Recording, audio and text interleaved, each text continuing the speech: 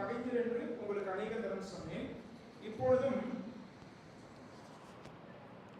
இப்பொழுதும் கண்ணீரோடு சொல்லுகிறேன், அவர்களுடைய முடிவு அழிவு, அவர்களுடைய தேவன் வயிறு, அவர்களுடைய மகிமை, அவர்களுடைய லட்சையே. அவர்கள் பூமிக்கு அடுத்தவைகளை சிந்திக்கிறார்கள். நீங்கள் 2ஆம் அதிகாரத்தினுடைய 21வது வசனத்துக்கு வந்தாலும் 2:21 பாருங்க. மற்றவர்கள் எல்லாரும் கிறிஸ்து இயேசுவுக்குரியவைகளை தேடாமல் தங்களுக்குரியவைகளையே தேடுகிறார்கள். இந்த பிரச்சனை உங்களுக்கு புரியுதுன்னு நினைக்கிறேன். ரட்சிக்கப்பட்ட விசுவாசிகள், ஆனால் இவருடைய கவனம் கிறிஸ்துவின் மீது இல்லை, இவருடைய கவனம் உலகத்தின் மீது இருக்கிறது. தங்களுக்குரியவைகளே தேடுகிறார்கள். இவர்களுக்கு கிறிஸ்துவுக்குரிய காரியங்கள் முக்கியத்துவம் அல்ல, ஆனால் தங்களுக்குரிய காரியங்கள் தான் முக்கியம். அதே போல பூமிக்கு அடுத்தவைகளை சிந்திக்கிறார்கள் என்று 19வது வசனத்தில் வாசித்தோம். 3:19 அவர்களுடைய தேவன் வயிறு என்று சொல்லும்போது இந்த உலகத்திலே எப்படி முன்னேறலாம், எப்படி சம்பாதிக்கலாம், சரியா, பணமே அவர்களுடைய குறிக்கோளாக இருக்கிறது, உலக பேர் புகழ் குறிக்கோளாக இருக்கிறது, பூமிக்குரிய காரியங்களையே சிந்தித்து கொண்டு இருக்கிற விசுவாசிகளாக இவர்கள் இருக்கிறார்கள்.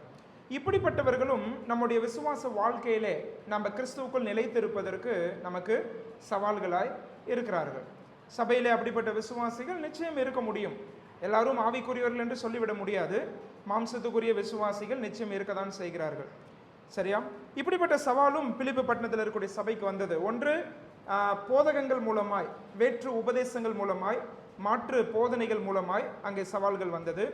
மற்றொன்று, பூமிக்குரிய காரியங்களையே சிந்தித்து தங்களுக்குரிய காரியங்களுக்கே முக்கியத்துவம் கொடுக்கிற விசுவாசிகளுடைய வாழ்க்கை முறை, சரியா. இது நிச்சயம் மற்றவர்களுக்கு இடர்கள் உண்டாக்கும் இல்லையா. சபையில் ஒருவர் பூமிக்குரிய காரியங்களே சிந்தித்து அதற்காகவே ஆண்டவரை பின்பற்றுகிறார் என்று சொன்னால், இப்போ புதிதாய் ரட்சிக்கப்பட்டு வரக்கூடிய விசுவாசிகள் அதை பார்த்து அது போலவே அவர்களும் வாழுவதற்கு நிச்சயமாக வாய்ப்புகள் நம்ம வழிவகுத்து தான் கொடுக்குறோம் இல்லையா. அநேக இடங்களில் அது நடக்க தான் செய்கிறது. ஸோ அப்படிப்பட்ட பிரச்சனைகளும் இந்த இடத்துல இருந்தது. இது இல்லாமல் இன்னும் சில சவால்கள் இருந்தது. பிலிப்பியர் 1ஆம் அதிகாரத்துக்கு வந்தீங்கன்னா, முதல் அதிகாரத்தில் சுவிசேஷத்தை அறிவிப்பதினால் இவர்கள் எதிர்க்கப்பட்டார்கள். சுவிசேஷ எதிர்ப்பாளர்கள் மூலமாய் இவர்களுக்கு வந்த பாடுகள், அதை குறித்து பிலிப்பியர் 1ஆம் அதிகாரம் படிக்கும்போது நமக்கு புரியுது. 27வது வசனத்துக்கு வாங்க. பிலிப்பியர் 1:27 பாருங்க. நான் வந்து உங்களை கண்டாலும் நான் வராமல் இருந்தாலும் நீங்கள் ஒரே ஆவியிலே உறுதியாய் நின்று ஒரே ஆத்துமாவினாலே சுவிசேஷத்தின் விசுவாசத்திற்காக கூட போராடி, அதை கவனிச்சிங்களா, சுவிசேஷத்தின் விசுவாசத்திற்காக கூட போராடி எதிர்க்கிறவர்களால் ஒன்றிலும் மருளாது இருக்கிறீர்கள் என்று உங்களை குறித்து நான் கேள்விப்படும்படி எவ்விதத்திலும் நீங்கள் கிறிஸ்துவின் சுவிசேஷத்திற்கு பாத்திரராக மாத்திரம் நடந்து கொள்ளுங்கள். பிலிப்பி சபையார் இடத்துல ஒரு அருமையான விஷயம் இருந்தது. அவங்க என்னைக்கு ஆண்டவருடைய சத்தியத்தை கேட்டு, அதாவது சுவிசேஷத்தை கேட்டு ரட்சிக்கப்பட்டாங்களோ, அந்த முதல் நாள்ல இருந்தே அவங்க சுவிசேஷத்தை அறிவிக்க ஆரம்பிச்சுட்டாங்க. நீங்கள் 1ஆம் அதிகாரத்தினுடைய 3வது வசனத்தை பார்த்தீங்கன்னா, சுவிசேஷம் உங்களுக்கு அறிவிக்கப்பட்ட நாள் முதல் இதுவரைக்கும் நீங்கள் அதற்கு எப்படி இருக்கிறீங்களா, உடன்பட்டவர்கள் ஆனபடியால். கவனிக்கிறீங்களா, முதல் அதிகாரத்தினுடைய 3வது வசனம், சுவிசேஷம் உங்களுக்கு அறிவிக்கப்பட்ட நாள் முதல் அப்படின்னா, right from the first day they started preaching the gospel. அந்த சுவிசேஷத்திற்கு அவர்கள் உடன்பட்டவர்கள் ஆனார்கள், சரியா. அப்போ சுவிசேஷத்தை அறிவிக்கிறதிலே இவர்கள் அதிக ஆர்வம் உள்ளவர்களாக இருந்தார்கள். அந்த பட்டணத்திலே அநேகரை ரட்சிப்புக்குள் வழிநடத்தினார்கள். இப்படிப்பட்டவர்களுக்கு பல எதிர்ப்புகள் யார் மூலமாய் வந்தது? சுவிசேஷ எதிர்ப்பாளர்கள் மூலமாய் அவர்களுக்கு வந்தது, சரியா. நீங்கள் 1ஆம் அதிகாரத்தினுடைய 7வது வசனத்துக்கு வந்தீங்கன்னா, அதுலேயும் இதே கான்செப்டை கொண்டு வர்றாரு. 1வது அதிகாரம் 7வது வசனம் பாருங்க. என் கட்டுகளிலும் நான் சுவிசேஷத்திற்காக உத்தரவு சொல்லி அதை திடப்படுத்தி வருகிறதிலும் நீங்கள் அனைவரும் எனக்கு அளிக்கப்பட்ட கிருபையில் பங்கு உள்ளவர்களானதால்.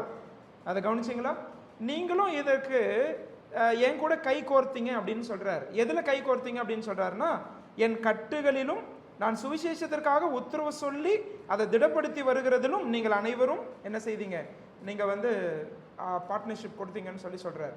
அப்போ இவங்க சுவிசேஷம் அறிவிக்கிறதிலே பவுலோடு இணைந்து சுவிசேஷத்தை அறிவிக்கிறதிலே கிறிஸ்துவை பறைசாற்றுவதிலே அதிக மும்முரமாக இருந்தார்கள். இதுலேயும் இவர்கள் எதிர்ப்புகளை சந்தித்தார்கள். இந்த 3 எதிர்ப்புகளை நீங்கள் மனசில் வைக்கணும். பிலிப்பியர் புத்தகத்தை படிக்கும்போது இந்த 3 விதங்களிலே இவர்களுக்கு எதிர்ப்புகள் வந்தது. சுவிசேஷத்தை அறிவிப்பதனால் வந்த எதிர்ப்புகள், 2வது இவர்களுக்கு வந்த சவால், மாற்று உபதேசங்கள் சபைக்குள்ளே வந்தது, குறிப்பாக யூத மார்க்கத்தார்கள் மூலமாய், சரியா. கிருபையிலிருந்து நியாய பிரமாணத்துக்கு அவர்களை கொண்டு செல்ல பிசாசானவன் முயற்சி செய்தான், சரியா? ஆண்டவரை சார்ந்து கொள்வதிலிருந்து தங்களையே சார்ந்து கொள்வதற்கு நேராக பிசாசு அவர்களை திசை திருப்பினான்.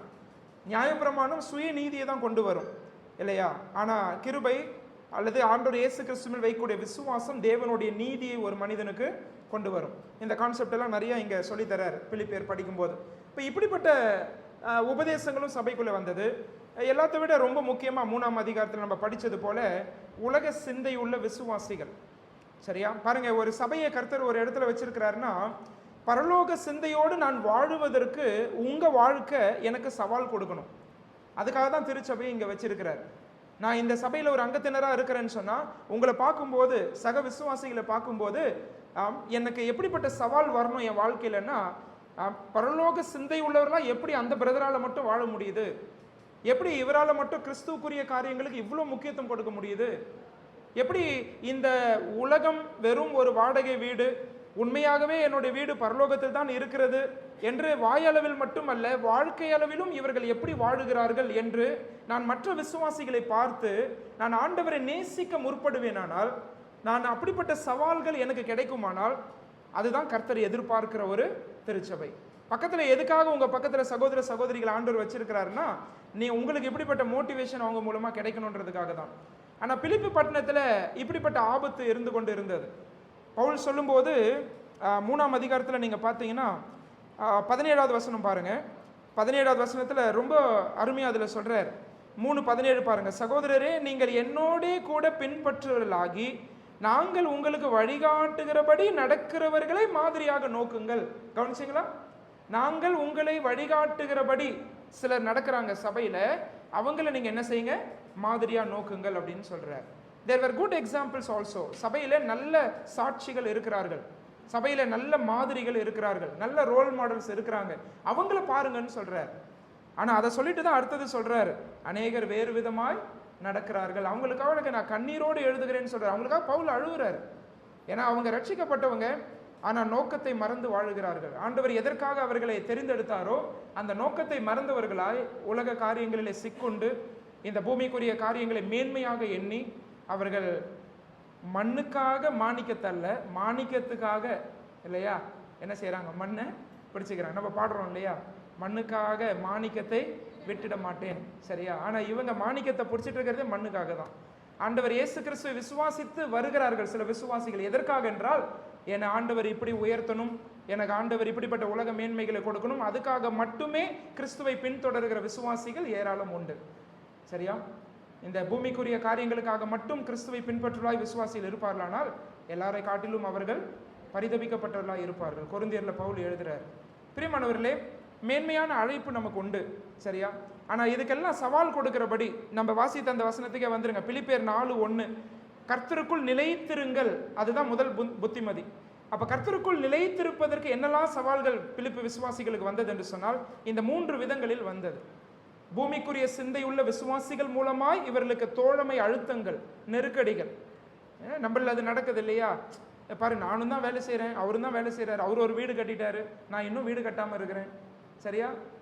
அந்த பியர் ப்ரெஷர் வருதா இல்லையா? சபையில் வரதானே செய்யுது இல்லையா? அவர் கார் வாங்கிட்டாரு, நம்ம இன்னும் கார் வாங்காமல் இருக்கிறோம். சரியா? அதுக்காக அவங்க ரெடி கேஷ் போட்டு வாங்கியிருப்பாங்க, ஆனால் நான் என்ன பண்ணுவேன், கடனை வாங்கி என்ன பண்ணுவேன், நான் வாங்குவேன். இப்படி தான் அதில் போய் மாற்றுறது இல்லையா?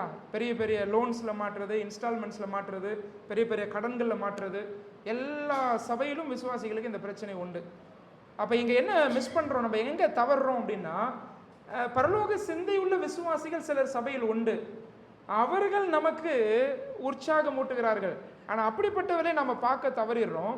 ஆனால் யாரை பார்க்குறோம் அப்படின்னு கேட்டால், வேறு விதமாய் நடக்கிறவர்களை நம்ம என்ன செய்கிறோம், நோக்குகிறோம். சரியா? அப்போ இந்த சவால்கள் மத்தியில் இப்போ பவுல் எழுதுறாரு, கர்த்தருக்குள் நீங்கள் என்ன செய்யுங்க, நிலைத்திருங்க அப்படின்னு சொல்லி. ரொம்ப கஷ்டமான ஒரு விஷயம்தான் இவங்களுக்கு. ஏன்னா இப்படிப்பட்ட சவால்கள் எல்லாம் வருது. ஒரு பக்கம் ஒரு மாற்று உபதேசங்களில் விழக்கூடிய வாய்ப்புகள், ஒரு பக்கம் இப்படிப்பட்ட உலக காரியங்களை சிக்கொண்டு போகக்கூடிய வாய்ப்புகள், ஒரு பக்கம் சுவிசேஷத்தினால எதிர்ப்புகள் வரும்போது. ஒரு சபையார் இடத்துல பேசிட்டு இருக்கும்போது சமீபத்தில் சொன்னாங்க, ஒரே ஒரு எதிர்ப்பு 2 வருஷம் முன்னாடி வந்துச்சு பிரதர், அதுக்கப்புறம் சுவிசேஷம் அறிவிக்கிறதே விட்டுட்டோம் அப்படின்னு சொன்னாங்க. சரியா? அதை கேட்கும்போது ரொம்ப கஷ்டமா இருந்துச்சு. அந்த எதிர்ப்புகளே பிசாசு எதுக்கு கொண்டு வரானா, இனி அந்த சபை என்ன பண்ணக்கூடாது, சுவிசேஷத்தை அறிவிக்க கூடாது என்பதற்காக தான் எதிர்ப்பு கொண்டு வரான். ஆனால் நாம் என்ன செஞ்சிடறோம் அப்படின்னா, அந்த எதிர்ப்புகள் வரும்போது சில நேரங்களில் அந்த ஊழியங்களை விட்டு விடுகிறோம். ஸோ அப்படிப்பட்ட காரியங்கள் இங்கே இருந்தது. ஆனால் இதற்கு மத்தியில் பவுல் சொல்கிறாரு, கர்த்தருக்குள் நீங்கள் என்ன செய்யுங்க, நிலைத்திருங்க அப்படின்னு சொல்கிறார். பிரியமானவர்களே, இன்னைக்கு நமக்கும் இந்த வார்த்தை வருகிறது. ஒருவேளை ரட்சிக்கப்பட்டிருக்கிறோம், ரொம்ப நல்லது, நிறைய வருஷங்கள் விசுவாசிகளை வாழ்ந்து கொண்டு இருக்கிறோம்.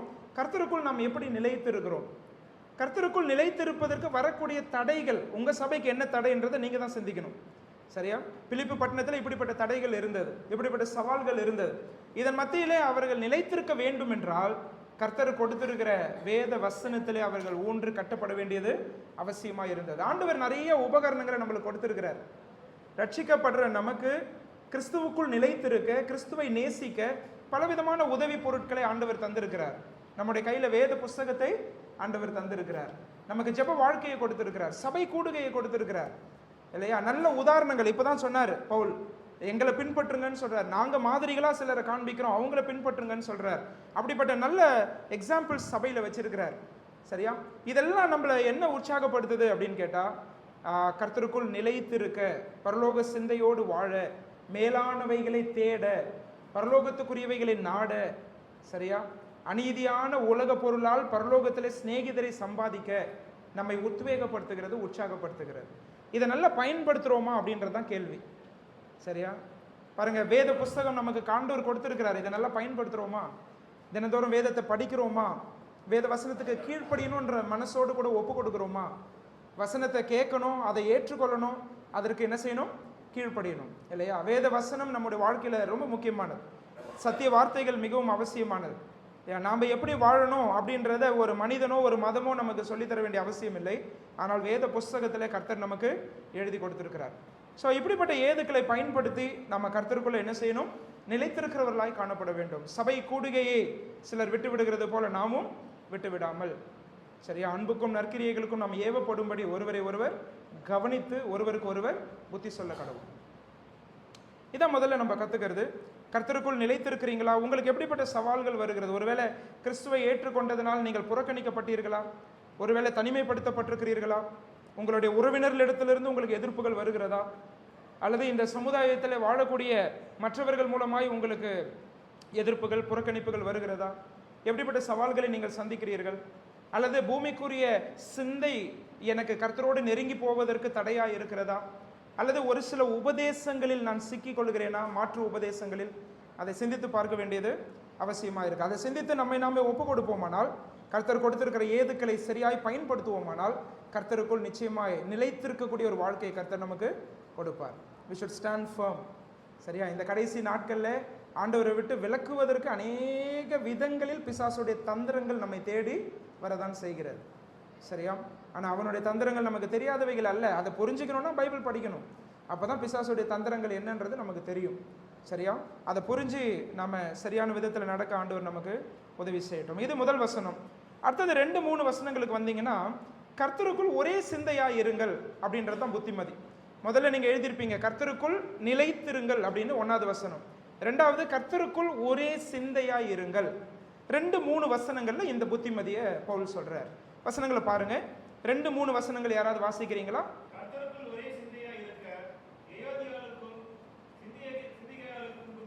இவங்க 2 பேரும் சபையில இருந்த 2 சகோதரிகள், ஏயோதியால், சிந்திகையால். இவங்க 2 பேரையும் ஒரே சிந்தையா இருக்க பவுல் புத்திமதி சொல்லுகிறார். அப்படின்னா அவங்க 2 பேருக்குள்ள என்ன இல்லை? ஒரே சிந்தை இல்லை. அந்த ஒருமை, அந்த ஒற்றுமை, அந்த ஐக்கியம் ஏதோ சில விஷயங்களால பாதிக்கப்பட்டிருக்கிறது. சரியா? ஒரே சிந்தையா இருங்க அப்படின்னு சொல்றாரு. 3வது வசனம் பாருங்க.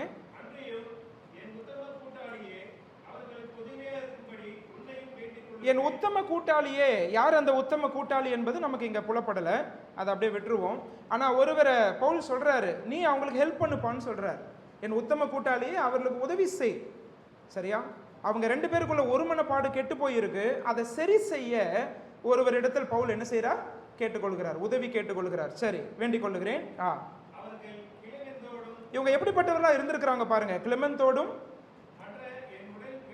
என் உடன் வேலையாட்களோடும் கூட சுவிசேஷ விஷயத்தில் என்னோடே கூட மிகவும் பிரயாசப்பட்டார்கள், அவர்களுடைய நாமங்கள் ஜீவ புஸ்தகத்தில் இருக்கிறது. அவங்க ரட்சிக்கப்பட்டவங்கன்றது புரியுது, அவருடைய நாமங்கள் ஜீவ புஸ்தகத்தில் இருக்கிறது. அது மட்டுமல்ல, சுவிசேஷத்திற்காக மிகவும் பிரயாசப்பட்ட சகோதரிகள். ரொம்ப அருமையா இருக்குல்ல இதை படிக்கும்போது. சகோதரிகளை இந்த பிரகாரம் நம்ம உற்சாகப்படுத்துவது கிடையாது பல நேரங்களிலே. ஆனால் அநேக சகோதரிகள் எழுதின புஸ்தகங்கள் இருக்கிறது, அநேக சகோதரிகள் எழுதின கைப்பிரதிகள் இருக்கிறது. நாங்கள் போன வருஷம் கிறிஸ்மஸ் சமயத்தில் ஒரு வாரம் அந்த அவிசுவாசிகள் எல்லாருக்கும் சுவிசேஷம் அறிவிப்பது எங்கள் சபையிலுடைய ஒரு பழக்கம். அப்போ பார்த்தீங்கன்னா கைப்பிரதி கொடுக்கறதுக்கு எங்கள் சபையில் இருக்கிற ஒரு சகோதரி எழுதின கைப்பிரதி தான் நாங்கள் பயன்படுத்தணும். சகோதரிகளிடத்தில் அநேக ஆவிக்குரிய வரங்கள் இருக்கிறது. சுவிசேஷத்திற்காக பல விதங்களில் நீங்கள் என்ன செய்யலாம், நீங்கள் பங்களிக்கலாம். சரியா? இந்த பிலிப்பி பட்டணத்தில் சபை எங்கே கூடி வந்துச்சு தெரியுமா? சபை எங்கே கூடி வந்துச்சு? யாராவது சொல்லுங்க பார்க்கலாம். பிலிப்பி பட்டணத்தில் யார் வீட்டில் சபை கூடி வந்தது? லீதியாளுடைய வீட்டில். லீதியாளுடைய வீட்டில் ஒரு சகோதரியினுடைய இருதயத்தை கர்த்தர் திறந்தார். அவங்க தன்னுடைய வீட்டை கர்த்தருக்காக திறந்துட்டாங்க இல்லையா? லீதியாவை பற்றி நம்ம அப்போஸ்தலர் 16 படிக்கிறோம். அப்போஸ்தலர் 16 சுவிசேஷம் அவர்களுக்கு அறிவிக்கப்பட்டது, ரட்சிக்கப்பட்டு வராங்க, அவங்க வீட்டை திறந்து கொடுக்குறாங்க, சபை என்ன செய்து கூடி வருது இல்லையா? சகோதரிகள் நிறைய பேர் பிலிப்பி பட்டணத்தில் இருக்கிற அந்த சபையில் அவங்க கான்ட்ரிபியூட் பண்ணியிருக்கிறாங்க. ஒன்றாய் கூடி ஜெபிக்கிற சகோதரிகள் இருந்தார்கள், வீட்டை கர்த்தருக்காக திறந்து கொடுத்த சகோதரிகள் இருந்தார்கள், அநேகரை உபசரிக்கிற சகோதரிகள் இருந்தார்கள். இங்க ரொம்ப முக்கியமா சுவிசேஷ விஷயத்தில் என்னோடே கூட மிகவும் பிரயாசப்பட்டார்கள். எந்த விதத்தில் பிரயாசப்பட்டாங்கன்னு தெரியல, ஆனா பவுலே இப்படி சாட்சி சொல்றார், அவரோடு கூட இணைந்து சுவிசேஷ ஊழியத்தை செஞ்சிருக்கிறாங்க. ஒரு காலத்தில் இப்படி இருந்த சகோதரிகள் தான், ஆனா இப்போ அவர்களுக்குள்ள இருந்த ஐக்கியம் என்ன ஆயிடுச்சு? அது உடைந்து போய் இருக்கிறது இல்லையா? பிரியமானவர்களே, ஒரு விஷயம் உங்களுக்கு புரியுதா? எனக்கும் இன்னொரு சகோதரனுக்கோ அல்லது இன்னொரு சகோதரிக்கோ இருக்கக்கூடிய ஐக்கியத்தில் ஒரு விரிசல் ஏற்பட்டால் அது கர்த்தருடைய நோக்கங்களை பாதிக்கிறது என்பதை நான் என்ன செய்ய வேண்டும்? புரிந்து கொள்ள வேண்டும். இங்க அது நமக்கு ஒரு பெரிய பாடமா இருக்கு. இந்த ரெண்டு சகோதரிகள் ஒன்னா இருந்தபோது சுவிசேஷ ஊழியம் நடைபெற்றது. இந்த ரெண்டு சகோதரிகள் ஒன்னா இல்லாத போது இங்க சுவிசேஷம் அறிவிப்பது என்ன செய்கிறது? நின்று போகிறது. கவனிச்சிங்களா? நம்ம we are united for the cause of Christ. கிறிஸ்துவின் நோக்கங்களுக்காக நாம் இணைக்கப்பட்டிருக்கிறோம். அதனால தான் கர்த்தருக்குள் ஒரே சிந்தையா இருக்கு அப்படின்னு சொல்றாரு பாருங்க. வெறும் ஒரே சிந்தையான்னு எழுதல. we all have a common vision, common goal. சபையாராகிய நமக்கு ஒரு பொதுவான தரிசனம் உண்டு, ஒரு பொதுவான லட்சியம் உண்டு. சரியா? இங்க ஒரே சிந்தை என்பது உலக காரியங்களிலும் இருக்கலாம் ரெண்டு பேருக்குள்ள, அதை பற்றி பவுல் இங்க பேசல. ஆனா கர்த்தருக்குள் ஒரே சிந்தையா இருக்கு. சரி, ஆண்டவர் இந்த திருச்சபையை, ஒருவேளை வியாசர்பாடி சபை இங்க வச்சிருக்கிறாருன்னா இந்த சபையை கொண்டு சில விஷயங்கள் செய்ய ஆண்டவர் விரும்புகிறார். சரியா? சில நோக்கங்களை நிறைவேற்ற விரும்புகிறார். அதுக்கு எது ரொம்ப முக்கியம்னா சபையில் இருக்கக்கூடிய ஒற்றுமை, ஐக்கியம் மிகவும் முக்கியமாக இருக்கிறார். பிசாசு எங்க கை வைக்கிறான் பாருங்க. இந்த ஒற்றுமையை உடைச்சா சபை வெளியில என்ன செய்ய முடியாது? சுவிசேஷத்தை அறிவிக்க முடியாது. ஏன்னா சபையினுடைய சாட்சி கெட்டு போகுமானால் அந்த ஏரியாவில் எப்படி போய் சுவிசேஷம் அறிவிப்போம்? சுவிசேஷம் அறிவிக்க போகும்போது என்ன கேட்பாங்க நம்ம கிட்ட? நீங்களே ஒற்றுமையா இல்லை, ஆனா நீங்க எதை சொல்ல வந்திருக்கிறீங்க? ஆண்டவர் இயேசு கிறிஸ்துவை ஏற்றுக்கொண்டா நீ பிதாவோடு ஒப்புரவாவன்னு சொல்ல வந்திருக்கிறீங்க, நீங்களே ஒப்புரவாகாம இருக்கிறீங்களே அப்படின்னு கேட்பாங்களா மாட்டாங்களா? நிச்சயமா கேட்பாங்க இல்லையா? அப்ப அந்த ஒற்றுமை எதற்காக மிகவும் அவசியம் என்று சொன்னால் கர்த்தருடைய நோக்கங்கள் நிறைவேறுவதற்காக. சுவிசேஷத்தில் பிரயாசப்பட்ட சகோதரிகள். சரியா? நீங்க சிந்திச்சு பார்க்க வேண்டிய விஷயங்கள் இதுதான். ஒருவேளை ஒரு சின்ன மனத்தாங்கல், ஒரு சின்ன கோபம், ஒரு சின்ன பகை உணர்வு, ஒரு சின்ன பேதங்கள், இதெல்லாம் என்ன செய்யுது அப்படின்னு கேட்டா கர்த்தருடைய நோக்கங்கள் எதுக்காக அந்த சபை அந்த ஏரியாவில் வச்சிருக்கிறாரோ அங்கதான் பிசாசு என்ன செய்யறான்? அதை கை வைக்கிறான் இல்லையா? அநேக இடங்கள்ல இதானே நடக்குது. அநேக இடங்களிலே அந்த ஐக்கியத்தை உடைத்து அதுக்கு பிறகு அந்த இடத்துல சுவிசேஷம் அறிவிக்கப்படுவதும் இல்லை. சபையினுடைய சாட்சி வெளியில உள்ளவர்களுக்கு மத்தியிலே அது கெட்டு போய் கிடக்குது. ஆண்டவருடைய நாமம் அதில் மகிமைப்படாது, ஆண்டவருடைய நாமம் அதில் தூஷிக்கப்படுகிறது. இங்க பவுல் ரொம்ப அழகா அதை சொல்றார். ஒரே சிந்தையா இருக்க எயோதியாளுக்கும் சிந்திகையாளுக்கும் என்ன செய்கிறேன்? புத்தி சொல்லுகிறேன். இன்னொன்னும் கத்து தராரு பாருங்க. விசுவாசிகளுக்கு என்ன ரோல் சபையில ரொம்ப அழகா கத்து தராரு. ஒருவேளை இப்படி ஒரு பிரச்சனை ஏற்படும் போது அதை சரி செய்ய தான் விசுவாசிகளாகிய நம்மை சபையில் ஆண்டவர் வைத்திருக்கிறார். அதனாலதான் இந்த மனுஷனுக்கு சொல்றார், என் உத்தம கூட்டாளியே அவர்களுக்கு உதவியா இரும் அப்படின்னு சொல்றார். we have this ministry of reconciliation. காலையில் நம்ம சிந்திச்சோம், ஆண்டவர் இயேசு கிறிஸ்து ஏனியா இருக்கிறாருன்னு சொன்னேன். இப்போ சொல்றேன், நீங்களும் நானும் ஏணியா இருக்கிறோம். சரியா?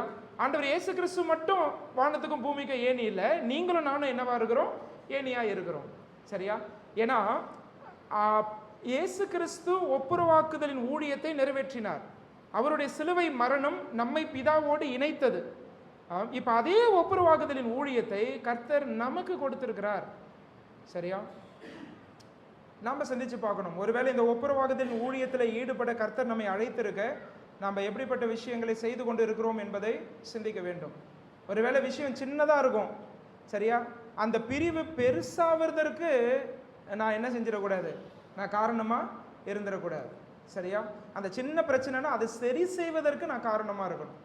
இங்க அதுதான் இந்த வரிகள்லேருந்து நம்ம கற்றுக்கொள்கிறோம். கர்த்தருக்குள் ஒரே சிந்தை, அந்த ஒரே சிந்தையா இருக்கும்போது ஆண்டவருடைய நோக்கங்கள் நிறைவேறுகிறது அந்த சபை மூலமாய், இல்லையா? அப்ப அந்த ஒரே சிந்தை, ஒற்றுமை, ஐக்கியத்திலே நம்ம எப்படி இருக்கிறோம் என்பதை சிந்தித்து பார்க்கலாம். ஒருவேளை சின்ன சின்ன மனத்தாங்கள் ஏதாவது இருக்குமானால், ஒருவேளை யார் இடத்திலாவது நீங்கள் மன்னிப்பு கேட்காமல் இருப்பீர்களானால், ஒருவேளை அன்பு செய்ய முடியாமல் இருப்பீர்களானால் அதை சரி செய்ய கொள்ளதான் கர்த்தர் நம்மை அழைக்கிறார். காலையிலே சொன்னேன், ஒற்றுமைக்கு ரகசியம் என்னன்னு சொன்னேன். காலையில் செய்தி கேட்டவங்க சொல்லுவீங்க, நல்லா கவனிச்சவங்க சொல்லுவீங்க, தாழ்மை, இல்லையா? நீங்க எபேசியர் 4ஆம் அதிகாரத்துக்கு வாங்க. இது பிலிப்பியர்ல நிக்கிறோம் இல்லையா? எபேசியருக்கு வாங்க. எபேசியர் 4ஆம் அதிகாரத்தில் பவுல் அழகா கத்துத்தரார் பாருங்க. 2வது வசனம் வாசிங்க. 2-3 வசனங்கள் பாருங்க. இந்த வார்த்தைகள்லாம் மனசுல வைங்க. மிகுந்த மனத்தாழ்மை, சாந்தம், நீடிய பொறுமை. இந்த 3 வார்த்தைகளை கொண்டு வரார் பாருங்க. எது மூலமா ஒற்றுமையை கட்ட முடியும்னு சொல்லி தரார் பாருங்க. மிகுந்த மனத்தாழ்மை, சாந்தம், நீடிய பொறுமை உடையவர்களாய் அன்பினால் ஒருவரை ஒருவர் சகித்து கொள்ளுங்கள்ன்ற. தாங்கினா டாலரேட்டிங். சரியா? அதை சகிக்க முடியல, ஆனா அன்பு தான் அதை என்ன செய்ய வைக்கும்? சகலத்தையும் சகிக்கும். அன்பினால் ஒருவரை ஒருவர் தாங்கி. அடுத்தது பாருங்க, சமாதான கட்டினால் ஆவியின் ஒருமையை காத்துக் கொள்வதற்கு ஜாக்கிரதையா இருங்கன்னு சொல்றார். Be diligent. நம்ம ஜாக்கிரதையா இல்லைன்னா பிசாசு நம்மளை எந்த நேரத்தில் வேணாலும் வஞ்சிக்கிறதுக்கு அது வாய்ப்பாகிவிடும். நீங்க ஜாக்கிரதையா இருக்கிறீங்களோ இல்லையோ, பிசாசு ரொம்ப ஜாக்கிரதையா இருக்கிறோம் இந்த ஒற்றுமையை உடைக்கிறதுக்கு. அதனால நாம இந்த சபையில இருக்கும்போது, ஒப்புரவாகுதலின் ஊழியத்தை கர்த்தர் நமக்கு தந்திருக்கும் போது, பவுல் இங்க சொல்லி தருவது போல எது மூலமா இந்த ஒற்றுமையை காத்துக்கொள்ள முடியும்? மிகுந்த மனத்தாழ்மை, அடுத்தது என்ன படித்தோம்? சாந்தம், அப்புறம் நீடிய பொறுமை. தாழ்மை தான் ரகசியம், அவ்வளோதான். இறங்கி போகிறது தான் ரகசியம். இது குடும்பத்திலும் இதான் ரகசியம், சபையிலும் இதான் ரகசியம். சரியா? குடும்பத்தில் கணவன் மனைவிக்கிடையே அந்த ஒற்றுமை நிலைத்திருக்க தாழ்மை தான் அவசியம். யாராவது ஒருவர் விட்டு கொடுத்தால் காரணம் விஷயம் முடிஞ்சிடும். சரியா? 2 பேரும் மாறி மாறி கத்திட்டு இருந்தால் நிச்சயமாக அங்கே பிரச்சனைகள் அதிகமாகிட்டு தான் போகும். அதே போல் தாழ்மையை நாம் தரித்து கொள்வோம், ஒற்றுமையை காத்துக்கொள்வோம், ஒரே சிந்தையாக இருப்போம். சுவிசேஷத்திற்காக நம்ம ஒன்றாய் இணைந்து போராடுவதற்கு சபையினுடைய ஒற்றுமை மிகவும் அவசியம். சரியா? இது 2வது. மறுபடியும் பிலிப்பியர் 4ஆம் அதிகாரத்துக்கு வாங்க. கர்த்தருக்குள் நிலைத்திருங்கள், முதலாவது. 2வது, கர்த்தருக்குள் ஒரே சிந்தையாய் இருங்கள். 3வது, கர்த்தருக்குள் சந்தோஷமாய் இருங்கள். அதான் 4வது வசனம். 4வது வசனத்தில் அதை வாசிக்கிறோம் பாருங்க. கர்த்தருக்குள் சந்தோஷமாய் இருங்கள். நம்ம எல்லாருக்கும் தெரிஞ்ச வசனம் தானே, படிங்க.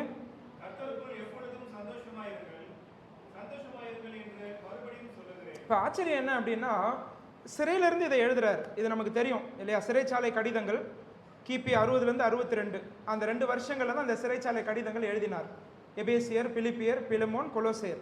இந்த 4 நிருபங்களும் சிறையிலிருந்து பவுல் எழுதுகிறார். சரியா? ஒரு ஹவுஸ் அரெஸ்ட்ல வச்சிருக்கிறாங்க, அங்கிருந்து இதை எழுதுறார்.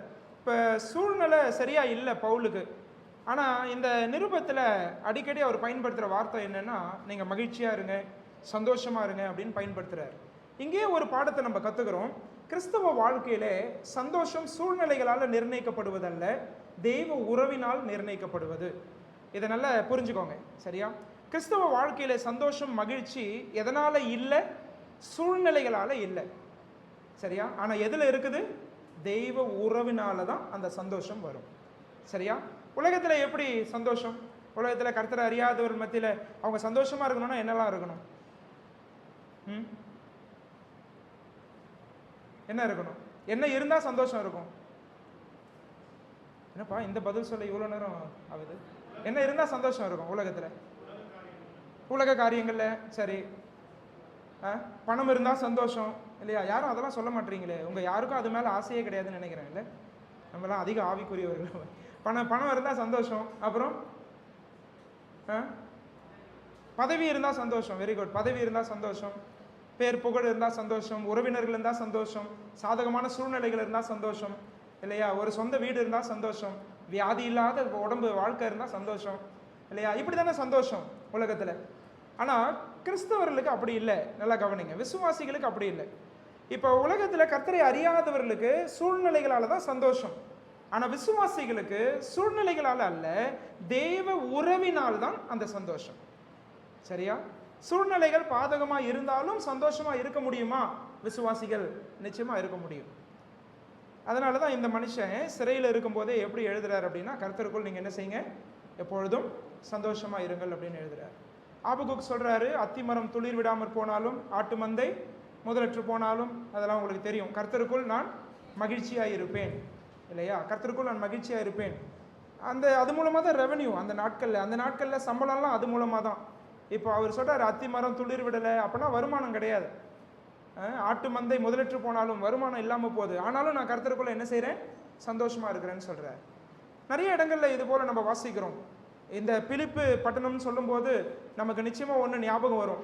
அப்போஸ்தலர் 16ஆம் அதிகாரத்தில் பவுலும் சீலாவும் பிலிப்பு பட்டணத்தில் போய் சுவிசேஷம் அறிவிக்கிறாங்க. 2 பேரையும் பிடிச்சி என்ன பண்ணிடுறாங்க, சிறையில் போட்டுடுறாங்க. தேவர் இன் ஸ்டாக்ஸ்னா என்ன செய்வாங்க தெரியுமா, இந்த கால் 2த்தையும் கட்டிடுவாங்க. சரியா? இப்படி குனிய வச்சுருவாங்க, இப்படி குனிய வச்சு கை 2 இப்படி கட்டப்பட்டிருக்கும். சரியா? அப்படியே குனிஞ்ச மாதிரி தான் இருப்பாங்க, அவங்களால நிமிர கூட முடியாது. 2 கையை கட்டிடுவாங்க, 2 காலை கட்டிடுவாங்க. ஆனால் இந்த நேரத்தில் அவங்களால ஒன்று செய்ய முடிஞ்சுது, கை காலில் எடுக்க முடியல. சரியா? அது கட்டப்பட்டு இருக்கு. ஆனால் என்ன பண்ணாங்க, அவங்க ஆண்டவரை துதிக்கிறாங்க, ஜெபிக்கிறாங்க, பாட்டு பாடுறாங்க. சரியா? அவங்க மற்றவர்களுக்கு ஆறுதல் சொல்றாங்க. இந்த ஆண்டவர் அங்க பெரிய ஒரு அற்புதத்தை செய்யறாரு, எல்லாம் தப்பிச்சு போயிட்டாங்கன்னு நினைச்சு அந்த சிறைச்சாலைக்காரன் என்ன பண்ண போறான், அவன் தற்கொலை பண்ணிக்க போறான். இவங்க அவனுக்கு ஆறுதல் சொல்றாங்க, நீ உனக்கு ஒன்னும் கெடுதல் செய்து கொள்ளாதே அப்படின்றாங்க. கவனிச்சிங்களா? இதெல்லாம் பார்த்த அந்த சிறைச்சாலைக்காரன் தான் ரட்சிக்கப்படுறாரு. உங்களுடைய பாடுகள் மத்தியிலே நீங்கள் சந்தோஷமா இருப்பதை உலகம் பார்க்குமானால் நிச்சயம் அவர்கள் ரட்சிக்கப்படுவார்கள், நிச்சயம் ரட்சிக்கப்படுவார்கள். சரியா? நீங்க சந்தோஷமான நேரத்தில் கர்த்தர் கொடுக்கிற ஆஸ்திகள் உயர்வுகள் அதை பார்த்து அவர்கள் கர்த்தரிடத்தில் வருவதை விட, உங்களுடைய துக்கமான நேரங்களிலே, கண்ணீர் நிறைந்த நேரங்களிலே, பாடுகளின் நேரத்திலே நீங்கள் கர்த்தருக்குள் நிலைத்திருப்பது, சந்தோஷமா இருப்பது, பொறுமையாய் அந்த பாடுகளை ஏற்றுக்கொள்வது, இதை மற்றவர்கள் பார்க்கும்போது எப்படிப்பா இவங்களால சந்தோஷமா இருக்க முடியுது, இந்த பாடுகள் மத்தியில் எப்படி இவ்வளவு சந்தோஷமா இருக்கிறாங்க, எப்படி இவ்வளவு பொறுமையா போறாங்க, அப்படின்னா இவங்க வணங்குற தெய்வத்திடத்துல ஏதோ ஒண்ணு இருக்கு இல்லையா? அப்படி இல்லைன்னா இவங்களால இப்படி சந்தோஷமா இருக்க முடியாது. அந்த பிலிப்பு பட்டணத்துல பவுல் சீலாவுடைய வாழ்க்கையை பார்த்த அந்த சிறைச்சாலைக்காரனுடைய குடும்பம் ரட்சிக்கப்பட்டது. அந்த சிறையில் இருந்த நிறைய கைதிகளும் ரட்சிக்கப்பட்டு அந்த சபையில இணைந்திருப்பார்கள் இல்லையா? ஆண்டவர் அதுக்காக தான் அவங்க 2 பேரையும் கொண்டு போய் என்ன செய்யறார், சிறையில அவர் வைக்கிறார். நீங்க யோசிச்சு பார்த்தீங்களா? அந்த அப்போஸ்தலர் 16 நல்லா படிச்சவங்களுக்கு நான் சொல்றது தெரியும். இந்த பாடுகள்லாம் முடிஞ்சிருச்சு, முடிஞ்சு இவங்களை அனுப்பிடுறாங்க, ரிலீஸ் பண்ணலாம், ரகசியமா இவங்களை ரிலீஸ் பண்ணிடலாம் அப்படின்னு சொல்லி நினைக்கிறாங்க. அந்த நேரத்தில் பவுலும் சீலாவும் ஒன்று சொல்றாங்க, நாங்க ரோமர்கள் அப்படின்றாங்க. ஞாபகம் பண்ணி பார்க்குறீங்களா அந்த பகுதி? நாங்க ரோமர்கள், ரோம குடியுரிமை உள்ளவர்கள் அப்படின்னு. சரியா? இதை படிக்கும்போது நமக்கு தோன்ற ஒரு விஷயம் என்னன்னா, ஒரு அடி அடிக்கிறதுக்கு முன்னாடியே நாங்கள் ரோமர்கள்னு இவங்க சொல்லியிருக்கலாம்ல. ஒரு அடி கூட அடிக்கிறதுக்கு முன்னாடியே இவர்கள் ரோமர்கள் சொல்லியிருந்தா ஒருத்தனும் கை வச்சிருக்க மாட்டான் மேல. சரியா? ரோமர்கள், ரோம குடியுரிமை பெற்றவர்கள், அவங்க பார்த்து பயப்படுவாங்க, அடிக்க மாட்டாங்க, அவங்களை அடிக்கக்கூடாது. ஆனால் எல்லா அடியும் வாங்கிட்டு காயங்களோடு இருந்து எல்லாம் நடந்து முடியும் போது அவங்க வெளிப்படுத்துறாங்க, என்னன்னு கேட்டால் நாங்கள் ரோமர்கள் அப்படின்னு சொல்றாங்க. கவனிச்சிங்களா? அப்ப பவுலுக்கும் சீலாவுக்கும் கர்த்தர் கொடுத்த ஒரு சிந்தனை என்னவென்றால், இந்த பாடுகளை சந்தோஷமாய் ஏற்றுக்கொள்வதன் மூலமாய்தான் சபையே ஸ்தாபிக்கப்பட போகிறது என்பதை அவர்கள் நன்றாக புரிந்து கொண்டார்கள். சரியா? இந்த பாடுகளின் மத்தியிலே தான் சபை ஸ்தாபிக்கப்பட போகிறது, இந்த பாடுகளின் மத்தியிலே தான் சிலர் ரட்சிக்கப்பட போகிறார்கள். இதை நல்லா அறிந்த பவுலும் சீலாவும் அந்த பாடுகளை சந்தோஷமா என்ன செய்யறாங்க, ஏற்றுக்கொள்கிறார்கள். பிரியமானவர்களே, இதுதான் ஆவிக்குரிய முதிர்ச்சி. காலையில் நம்ம பேசிட்டு இருந்தோம் இல்லையா, உங்களுடைய பாடுகளின் ஐக்கியத்தை அறிய வேண்டும் அப்படின்னு பவுல் சொல்றார் இல்லையா? அது ஒரு ஸ்வீட் எக்ஸ்பீரியன்ஸ். அப்போஸ்தலர் 5ஆம் அதிகாரத்தில் இந்த அப்போஸ்தலர்லாம் அடி வாங்கிட்டு என்னமோ அதை தொடச்சி போட்டு அப்படி வர மாதிரி வராங்க இல்லையா? சந்தோஷமா ஆண்டவருக்காக பாடுபட்டது பெரிய பாக்கியம்னு சொல்லிக்கிட்டே அவங்க என்ன செய்கிறாங்க, அங்கேருந்து வராங்க. பிரியமானவர்களே, நம்முடைய வாழ்க்கையில ஒரு விஷயத்தை அப்ப நல்லா புரிஞ்சுக்கிறோம். கர்த்தருக்குள் சந்தோஷமா மறுபடியும் அந்த கர்த்தருக்குள்ள தான் இல்லையா? அந்த கர்த்தருக்குள்ன்ற வார்த்தையை எடுத்துட்டீங்கன்னா அந்த சந்தோஷம் நிற்காது. சரியா? ஒருவேளை நீங்க உங்க வாழ்க்கையை யோசிச்சு பாருங்க. நீங்களும் மற்றவங்க மாதிரி எனக்கு பணம் இருந்தாதான் சந்தோஷம் அப்படின்னு சொல்றீங்களா? எனக்கு இதெல்லாம் எடுத்துட்டாலும் நான் சந்தோஷமா இருப்பேன்னு சொல்றீங்களா? அதை சிந்திச்சு பார்க்கணும். ஒருவேளை எனக்கு இதெல்லாம் இல்லைனாலும், சூழ்நிலைகள் எல்லாம் எனக்கு பாதகமாய் மாறினாலும் நான் சந்தோஷமா இருப்பேன்னு சொன்னீங்கன்னா நீங்க சரியா தேவனுடைய உறவுல பலப்படுறீங்கன்னு அர்த்தம். அவரை நேசித்து வாழுகிறீர்கள்னு அர்த்தம். அப்படி இல்லை அப்படின்னு சொன்னா நம்ம சிந்தித்து பார்க்க வேண்டியது அவசியம். இந்த சூழ்நிலைகள் மூலமாய் வரக்கூடிய சந்தோஷம் தற்காலிகமானது. அது கொஞ்ச நாள்ல மாயமா மறைஞ்சு போயிடும். பணம் எல்லாம் ஒரு நாள் மாறி போயிடும். சாதகமான சூழ்நிலைகள்லாம் மாறி போயிடும் இல்லையா? நம்ம கட்டி வச்ச வீடு, நிலம், பொருள் எல்லாமே இந்த பூமியிலிருந்து அது அழிந்து போகக்கூடியது. ஆனா ஆண்டவர் நம்ம கொடுத்திருக்கிற தெய்வ உறவு அது நித்தியமானது. சரியா? நீங்க ரட்சிக்கப்பட்டு ஆண்டவருக்குள்ள வந்துட்டீங்கன்னா உங்களையும் ஆண்டவரையும் நித்திய வரைக்கும் யாருமே பிரிக்க முடியாது. பவுல் சொல்றாரு, மரணமே வந்தாலும் அப்படின்றாரு ரோமர் 8 இல்லையா? அது உபத்திரவமானாலும் இல்லையா, என்ன வந்தாலும், பாடுகள் வந்தாலும், அது மரணமே ஆனாலும் சரி, தேவனுடைய அன்பை விட்டு நம்மை பிரிக்க மாட்டாது என்று நிச்சயித்திருக்கிறேன். அந்த நிரந்தரமான தெய்வ உறவுலே நீங்க வளர்றீங்களா? அதான் விஷயம். இப்ப கேட்கிற எல்லாமே தெய்வ உறவுக்குள்ளதான் வருது பாருங்க. கர்த்தருக்குள்ள நிலைத்திருங்க அப்படின்னா தெய்வ உறவுல நிலைச்சிருங்க. கர்த்தருக்குள்ள ஒரே சிந்தையா இருங்கன்னா அந்த தெய்வ உறவுல ஒரே சிந்தையா இருங்க. கர்த்தருக்குள்ள சந்தோஷமா இருங்கன்னா தெய்வ உறவுல சந்தோஷமா இருங்க. பிரியமானவர்களே, இந்த ஆண்டவர் உங்களுக்கு எப்படிப்பட்ட சந்தோஷத்தை ஒவ்வொரு நாளும் கொடுக்கிறார்? அவருடைய பிரசன்னம் உங்களுடைய ஆத்துமாக்களை திருப்தி செய்கிறதா? அவருடைய வசனம் உங்களுடைய ஆத்துமாக்களை திருப்தி செய்கிறதா? அவருடைய வசனத்தால் நிரப்பப்படுகிறீர்களா? அவருடைய வசனத்தால் வழிநடத்தப்படுகிறீர்களா? ஒவ்வொரு சூழ்நிலையும் தேவ பார்வையிலிருந்து பார்க்க ஆண்டவர் உங்களை பக்குவப்படுத்துகிறாரா? அதுலதான் சந்தோஷம் இருக்கிறார். அப்படிப்பட்ட சந்தோஷம் உள்ளவர்களாய் நீங்க வாழ வேண்டும் கர்த்தர் விரும்புகிறார். சரியா? இதான் 3ஆவதா சொல்லி தராரு, கர்த்தருக்குள்ள சந்தோஷமா இருங்க அப்படின்னு சொல்றார். நம்ம சில விஷயங்களை கத்துக்கிட்டோம், அந்த மனசுல வைங்க. சந்தோஷம் சூழ்நிலைகளால வருவது கிடையாது, தெய்வ உறவினால் வருவது. அந்த தெய்வ உறவை மிஸ் பண்றாதீங்க. சரியா? ஒவ்வொரு நாளும் ஆண்டவர் சமூகத்தில் உட்காருங்க. வெறும் செய்திகளை கேட்பது மட்டுமல்ல, நீங்க போய் தனிப்பட்ட நிலைமையில கர்த்தரோடு உட்காரணும். சரியா? ஆண்டவர் சமூகத்தில் உட்காரணும். ஆண்டவர் உங்களுக்கு அவர் பேசணும், அவருடைய குரலை கேட்கணும். ஒவ்வொரு தீர்மானம் எடுக்கும்போது கர்த்தரிடத்துல போங்க, குடும்பமா போங்க, கணவன் மனைவியா போய் உட்கார்ந்து அழுவுங்க ஆண்டவர்கிட்ட. ஆண்டவரே, நாங்கள் இதை எப்படி டிசைட் பண்ணணும், எப்படி நாங்கள் முன்னாடி போகணும், அதுக்கு எங்களுக்கு வெளிச்சத்தை தாங்கும் ஆண்டவரேன்னு கேளுங்க. ஆண்டவருடைய வார்த்தை உங்களுக்கு நிச்சயம் அந்த வெளிச்சத்தை தரும். கர்த்தரால் வழிநடத்தப்படும் போது அதுல சந்தோஷம் இருக்கும். ஒருவேளை பணம் குறைவு இருக்கலாம், மற்ற சூழ்நிலைகள் பாதகமாய் போகலாம், ஆனால் தேவனுக்குள், கர்த்தருக்குள் அந்த மகிழ்ச்சி நிச்சயமாய் உங்களுக்கு இருக்கும். சரியா? இது 3ஆவது, கர்த்தருக்குள் சந்தோஷமாயிருங்கள். அடுத்தது பாருங்க, 5வது வசனத்துக்கு வரும்போது நான் இப்படி சொல்றேன், கர்த்தரை வெளிப்படுத்துங்கள் அப்படின்னு பவுல் சொல்லி தர்றார். கர்த்தரை வெளிப்படுத்துங்கள். You reveal Christ, reveal the Lord. நம்ம என்னென்ன படிச்சுட்டு இருக்கிறோம்? கர்த்தருக்குள் நிலைத்திருங்கள். 2வது, கர்த்தருக்குள் ஒரே சிந்தையாய் ஒற்றுமையை காத்து வாழுங்கள். 3வது, கர்த்தருக்குள் சந்தோஷமாயிருங்கள். 4வது, கர்த்தரையே வெளிப்படுத்துங்கள். வாசிங்க அந்த வசனத்தை, 5வது வசனம்.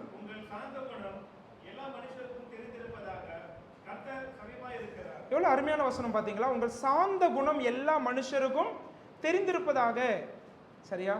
உங்கள் சாந்த குணத்தை எல்லாருக்கும் நீங்கள் வெளிப்படுத்துவீர்களானால் நீங்கள் கிறிஸ்துவை வெளிப்படுத்துகிறதாக அர்த்தம். கிறிஸ்துவை வெளிப்படுத்ததான் கர்த்தர் உங்களை ரட்சித்திருக்கிறார். சரியா? கிறிஸ்துவை வெளிப்படுத்துகிறவர்களாக உங்க வாழ்க்கை மூலமாய் ஆண்டவர் இயேசு கிறிஸ்துவை வெளிப்படுத்துவது அவசியமா இருக்கிறது. ஒருவேளை இங்க வந்திருக்கிறவங்களை யாராவது மனைவிமார்கள் ரட்சிக்கப்பட்டிருக்கிறாங்க, கணவர்கள் இன்னும் ரட்சிக்கப்படலை அப்படின்னு வந்திருந்தீங்கன்னா, உங்களுக்கு ஆண்டவர் சொல்லி தர ஃபர்ஸ்ட் அட்வைஸ், முக்கியமான அட்வைஸ் என்னன்னா, உங்க வாழ்க்கை மூலமா தான் உங்க கணவரை கர்த்தருக்குள்ள கொண்டு வர முடியும். ஒருவேளை கணவர்கள் அப்படி ரட்சிக்கப்பட்டிருக்கீங்க, மனைவிகள் ரட்சிக்கப்படலை அல்லது பிள்ளைகள் ரட்சிக்கப்படலைன்னு சொன்னா, நீங்க வாழ்ற வாழ்க்கை மூலமா தான் கிறிஸ்துவை அவர்கள் என்ன செய்வார்கள்? அறிந்து கொள்வார்கள். சரியா? நம்முடைய வாழ்க்கை மூலமாய் தான் கிறிஸ்துவை வெளிப்படுத்த வேண்டும். அதுதான் நம்மளை கர்த்தர் தெரிந்தெடுத்ததோடைய முக்கியமான நோக்கம். கொலோசியர் 4ஆம் அதிகாரத்துக்கு வாங்க. 1-2 வசனங்களை அங்கே பவுல் ரொம்ப அழகாக கற்றுத்தரார். கொலோசியர் 4ஆம் அதிகாரம் 5வது வசனத்தை பாருங்க.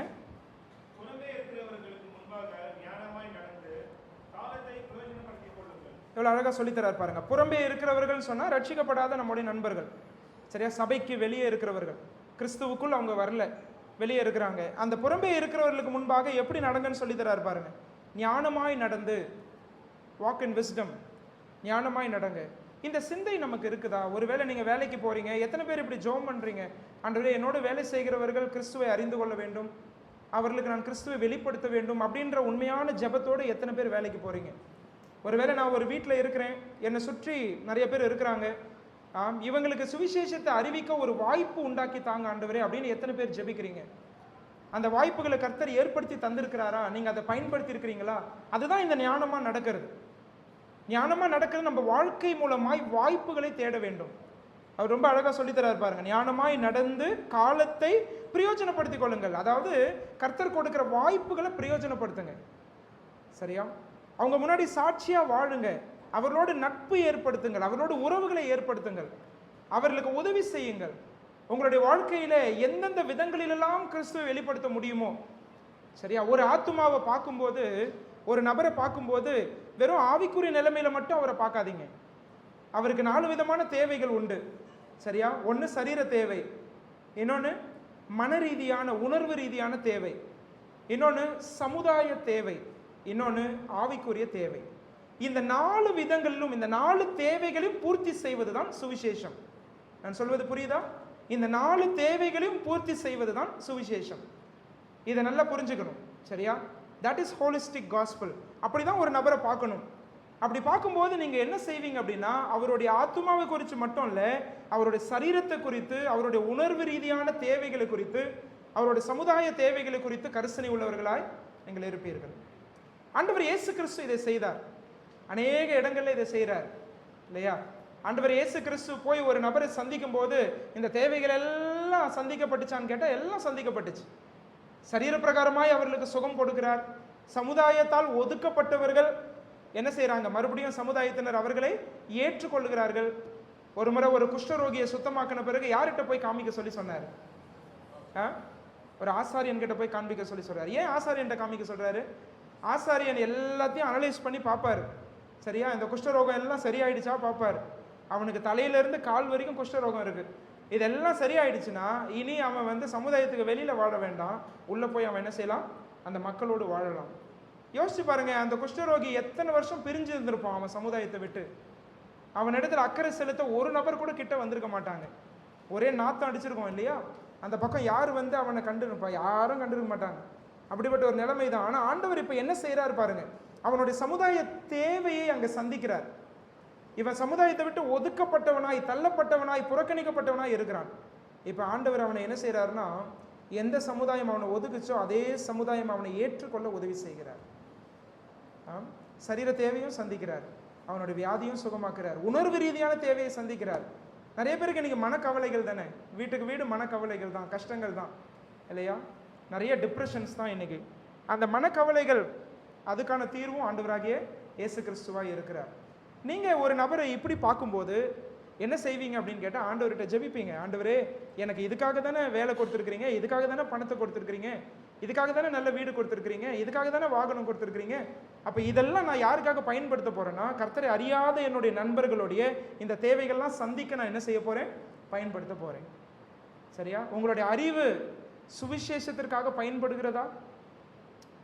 உங்களுடைய அறிவு அதுக்காக பயன்படுகிறதா? எனக்கு தெரிந்த எத்தனையோ குடும்பங்கள் வட இந்தியாவில் அவங்க போய் வீட்டில் ஒரு சின்ன டியூஷன் ஆரம்பித்து, ஒரு சின்ன சின்ன மருத்துவ உதவிகள் செய்து, அநேகருக்கு திறன்களை வளர்க்கக்கூடிய ஸ்கில் டெவலப்மெண்ட் கிளாஸஸ்லாம் எடுத்து இன்னைக்கு எத்தனையோ பேர் ரட்சிக்கப்பட்டு வந்திருக்கிறாங்க. ஒரு நபராய் அவர்களை பார்க்கிறார்கள். நாம் போய் சுவிசேஷ ஊழியம் செய்கிறோம், அது நல்லது. நான் அதே சமயம் விசுவாசிகள் எல்லாருக்கும் இருக்கக்கூடிய பொறுப்பு என்னவென்றால், உங்களுடைய நற்கிரியைகள் மூலமாய், உங்களுடைய அறிவு பயன்படுத்துவதன் மூலமாய், உங்களுடைய கர்த்தர் என்னெல்லாம் வசதி வாய்ப்புகள் கொடுத்திருக்கிறாரோ அது எல்லாவற்றையும் பயன்படுத்துவதன் மூலமாய் நீங்கள் என்ன செய்யணும்னா, மக்களை கிறிஸ்துவண்டை கொண்டு வர வேண்டும். சரியா? நிச்சயமா ஆவிக்குரிய தேவை தான் ரொம்ப முக்கியமானது. ஆனால் அந்த மனுஷன் சரீரத்தோடையும் வாழ்கிறாருல்ல, அதை நம்ம பார்க்கணும்ல. 3 நாள் சாப்பிடாம இருக்கிறாருன்னா ஆண்டவர் இயேசு கிறிஸ்துவை ஏற்றுக்கொள் அப்படின்னு சொல்லுவீங்களா, இல்லை சோறு கொடுப்பீங்களா? முதல்ல என்னங்க கொடுப்பீங்க? சாப்பாடு தானே கொடுப்பீங்க. ஏன்னா அவன் காது அடைச்சிட்டு இருக்குது. அந்த அடைச்சிட்டு இருக்கிற காதை ரிலீஸ் பண்ணலன்னா நீங்கள் என்ன சொன்னாலும் உள்ளே போகாது இல்லையா? அதுக்கு என்ன கொடுக்கணும்? சாப்பாடு தான் கொடுக்கணும். சிந்திச்சு பாருங்க, சின்ன சின்ன உதவிகள். உங்கள் ஏரியாவில் வாழக்கூடியவர்கள், உங்கள் பக்கத்தில் இருக்கக்கூடியவர்கள், எப்படி ஃப்ரெண்ட்ஷிப் வளர்க்குறீங்க அவங்களோட? how do you create that rapport with them, relationship with them? என்னெல்லாம் சமைக்கிறது எதாவது கொடுத்து அனுப்புவீங்களா? பக்கத்தில் ஏதாவது ஒரு வீட்டில் பையனுக்கு பிறந்த நாள், பொண்ணுக்கு பிறந்த நாள்னா சுவிசேஷ கூட்டம் வைங்க, மற்றவர்களை கூப்பிடுங்க. அதுக்கு வாய்ப்பாக பயன்படுத்துங்க. ஏன் வெறும் விசுவாசிகளை கூப்பிட்டு ஸ்தோத்திர கூட்டம் வைக்கணும்? மற்றவர்களை கூப்பிடுவோமே, கூப்பிட்டு சுவிசேஷம் அறிவிப்போமே. அதுக்கு வாய்ப்பு நம்ம பயன்படுத்துகிறோமா? எத்தனையோ வாய்ப்புகள் நம்ம தேடி கண்டுபிடிச்சா 1008 வாய்ப்புகள் ஆண்டவர் கொடுப்பார். அதான் நம்ம இப்போ கற்றுக்கிறோம். சரியா? உங்கள் சார்ந்த குணம் எல்லா மனுஷருக்கும் தெரிந்திருப்பதாக. சபை ஊழியத்தை செய்ய வேண்டும். அந்த ஊழியத்தை எந்தெந்த விதங்களில், ஒருவேளை ஊழியம் வைக்கிற நாள் மட்டும் டிராக்ஸ் எடுத்துட்டு போறது மட்டும் ஊழியம் கிடையாது. சரியா? ஆனால் விசுவாசிகள் அனுதினமும் உங்கள் வாழ்க்கை மூலமாய் கிறிஸ்துவை வெளிப்படுத்துவதே அந்த ஊழியமாய் இருக்கிறது. இதை நல்லா எழுதி வச்சுக்கோங்க. நீங்கள் ஒரு தீர்மானம் எடுங்க. நீங்கள் குடும்பமாக வாழ்கிறீங்க, ஒரு ஏரியாவில் இருக்கிறீங்கன்னா நீங்கள் என்ன செய்ய போகிறீங்க அதை எடுங்க. அந்த தீர்மானத்தை எடுங்க. ஒருவேளை சிலரை சபைக்கு கூட்டிகிட்டு வரீங்க, ரொம்ப சந்தோஷம். நீங்கள் இருக்கிற இடங்களிலே கிறிஸ்துவை எந்தெந்த விதங்களில் வெளிப்படுத்த முடியும், சரியா, அதுக்காக நீங்கள் முற்படுவீர்களானால் கிறிஸ்துவ நிச்சயமாய் உங்கள் மூலமாய் வெளிப்படுவார். அதற்காக நீங்கள் அழைக்கப்பட்டிருக்கிறீர்கள், அதை மறந்துவிட வேண்டாம். சபையில் இருக்கக்கூடிய எல்லா விசுவாசிகளும் என்ன செய்யணும்? சுவிசேஷ ஊழியத்தில் ஈடுபட வேண்டும். நீங்கள் 17-18 பேர் போனீங்கன்னு கேள்விப்படும்போது ரொம்ப சந்தோஷமாக இருந்துச்சு. காலையில் எல்லாருமே அதில் ஈடுபட வேண்டும். அநேக சபைகளில் சகோதரர்கள் சுவிசேஷ ஊழியத்தை செல்லும்போது சகோதரிகள் உட்காந்து ஜெபிப்பாங்க. சகோதரிகள் தனிப்பட்ட நிலைமையில் நிறைய வீடுகளில் போய் சகோதரிகளை கூட்டிகிட்டு வருவாங்க இல்லையா? சுவிசேஷத்தை அறிவிப்பாங்க, அவங்களுடைய தேவைகளை சந்திப்பாங்க. இப்படி பல விதங்களில் நீங்கள் என்ன செய்ய முடியும்னா சுவிசேஷத்தை அறிவிக்க முடியும், கிறிஸ்துவை வெளிப்படுத்த முடியும். இதான் 5வது வசனத்தில் வாசிக்கிறோம். உங்கள் சார்ந்த குணம் எல்லா மனுஷருக்கும் தெரிந்திருப்பதாக கர்த்தர் சமீபமாக இருக்கிறார். இன்னும் ஒன்று சொல்லி முடிச்சிடுறேன். கர்த்தருக்குள் நிலைத்திருங்கள், கர்த்தருக்குள் ஒரே சிந்தையாக இருங்கள், கர்த்தருக்குள் சந்தோஷமாக இருங்கள், கர்த்தரையே வெளிப்படுத்துங்கள். கடைசியாக கர்த்தரிடத்தில் உங்களுடைய விண்ணப்பங்களை ஏறிடுங்கள். கர்த்தரிடத்தில் ஜெபிங்க. ஜெபத்தை பற்றி தான் சொல்கிறார். 6-7 வசனங்கள் நமக்கெல்லாம் தெரிஞ்ச வசனங்கள் தான். வாசிங்க. ஒன்றுக்கும் கவலைப்படாமல்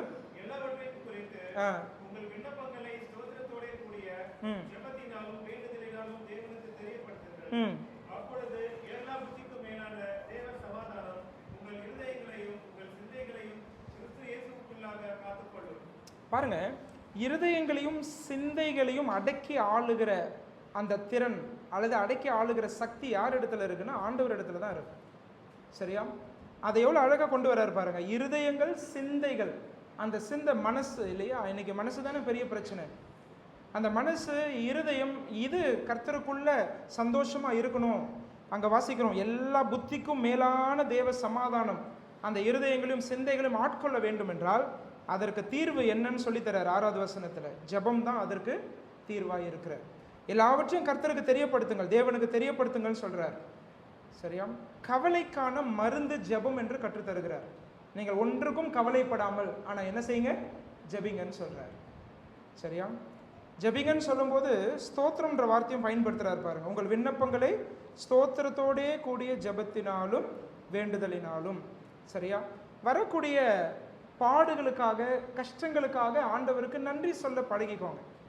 அந்த கஷ்டங்கள், பாடுகளுக்காக கர்த்தருக்கு நன்றி சொல்லுங்க. அதுதான் ஸ்தோத்திரம். சரியா? ஆண்டவருக்கு அந்த பாடுகளுக்காக நன்றி சொல்வது நம்மளுக்கு என்ன செய்யும் அப்படின்னு கேட்டால், நம்ம அக்னாலேஜ் பண்ண, நம்ம என்ன ஒத்துக்கிறோம் அப்படின்னு கேட்டால், ஆண்டவரே என்னுடைய வாழ்க்கைக்கும் வழிகளுக்கும் நீர் தான் அதிகாரி. சரியா? உம்முடைய கர்த்தத்துவம், சரியா, உம்முடைய எஜமானத்துவம், உம்முடைய தலைமைத்துவத்துக்கு கீழே தான் நான் வாழுகிறேன். அதனால் எனக்கு வரக்கூடிய எதையும் குறித்து நான் என்ன செய்ய போகிறதில்ல, கவலைப்பட போகிறது கிடையாது. எல்லாவற்றையும் கர்த்தரிடத்தில் நான் தெரியப்படுத்த போகிறேன். சரியா? நான் அடிக்கடி சொல்லுவேன், கவலை, மனசோர்வு என்பதும் பெருமையினுடைய ஒரு விதமான ரூபம் தான் அப்படின்னு சொல்லுவேன். சரியா? மனசோர்வு, கவலை என்பதும் பெருமையினுடைய ஒரு ரூபம் தான். ஏன் இப்படி சொல்கிறீங்க பிரதர் அப்படின்னு கேட்டால், பாருங்கள், இந்த சூழ்நிலையை கர்த்தரால் மாற்ற முடியாது அப்படின்றதுனால தானே நான் கவலைப்படுறேன் இல்லையா? இப்போ கர்த்தர்கிட்ட என்னால் ஒப்பு கொடுக்க முடியல, ஆனால் நான் என்ன செய்கிறேன் அப்படின்னு கேட்டால், இதை என்னுடைய பலத்தில் நான் மேற்கொள்ள நினைக்கிறேன், ஆனால் அதில் நான் தோற்று போகிறேன். அதனால் எனக்கு என்ன வருது? அந்த கவலை வருகிறது. Anxiety is a form of pride. ஆண்டவரால் முடியும்னு நினைக்கிறவங்க கவலைப்பட மாட்டாங்க, மனசோர்வுக்குள் போக மாட்டாங்க. எல்லா சூழ்நிலையும் அவர்கிட்ட ஒப்பு கொடுத்துடலாம். எனக்கு அது புரியுதோ புரியலையோ, வாழ்க்கையில் வரக்கூடிய பிரச்சனைகள் எல்லாம் நமக்கு புரியுமா அப்படின்னு கேட்டால் புரியாது. பாருங்கள், யோபுவோடைய நண்பர்கள்லாம் வந்து உட்காந்தாங்க இல்லையா? 3-4 பேர் வந்து உட்காடுறாங்க. 4 பேரும் எவ்வளவோ நோண்டி நோண்டி பேசி பார்க்குறாங்க, இதை சொல்லி பார்க்குறாங்க, அதை சொல்லி பார்க்குறாங்க, இந்த தீர்வை கொண்டு வர பார்க்குறாங்க.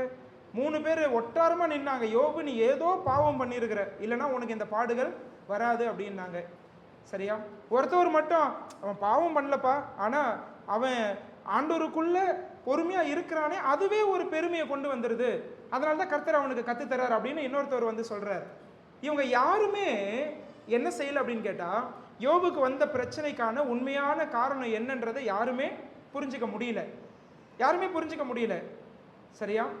யாருமே புரிஞ்சிக்க முடியல. ஆனால் அவங்க எல்லாம் ஒரு காரணத்தை சொன்னாங்க. இதனால தான் அவர் கஷ்டப்படுறாரு, இதனால தான் கஷ்டப்படுறாரு. ஏன்னா இது எதுவுமே யோபுக்கு வந்து ஒரு திருப்தியை தரல. அதனால தான் ஆண்டவர்கிட்ட போய் அவர் என்ன செய்கிறாரு, அவர் கேள்விகளை கேட்குறாரு. பதிலுக்கு ஆண்டவர் நிறைய கேள்விகளை கேட்குறார். யோபு புஸ்தகத்தில் ஆண்டவர் யோபுகிட்ட கேட்குற கேள்விகள்லாம் நீங்கள் படித்து பார்த்தீங்கன்னா எனக்கு என்ன ஆச்சரியமாக இருக்குன்னா, பழைய ஏற்பாடு முழுவதும் ஒரு மனுஷங்கிட்ட ஆண்டவர் இவ்வளோ நேரம் பேசுனதே இல்லை. இவ்வளோ நீண்ட சம்பாஷணை, இவ்வளோ கேள்விகள், இவ்வளோ வெளிச்சங்கள், இவ்வளோ வெளிப்பாடு எந்த மனுஷனுக்கும் கிடைக்கல. ஆனால் யார்கிட்ட பேசியிருக்கிறார் அப்படின்னா யோபுகிட்ட பேசியிருக்கிறார். இந்த கேள்விகள் எல்லாம் கேட்ட பிறகு யோபு ஒன்று புரிஞ்சுக்கிட்டார். என்னன்னா, ஆண்டவர் சிங்காசனத்தில் இருக்கிறார், அவர் இறையாண்மை உள்ளவர், அவருடைய கட்டுப்பாட்டில் தான் என்னுடைய வாழ்க்கை இருக்கிறார். சரி, கேள்வியெல்லாம் கேட்டு முடிச்ச பிறகு இதை எதனால் இவன் கஷ்டப்படுறான்றது யோபுக்கு புரிஞ்சுதா அப்படின்னு கேட்டால் அது புரியல. ஆனால் ஒன்று புரிஞ்சுது, என்னன்னு கேட்டால் என்னுடைய வாழ்க்கை அவருடைய கரத்தில் இருக்கிறது, நம்முடைய காலங்கள் அவருடைய கரத்தில் இருக்கிறது, அவர் தான் என்னுடைய வாழ்க்கைக்கும் வழிகளுக்கும் அதிகாரி.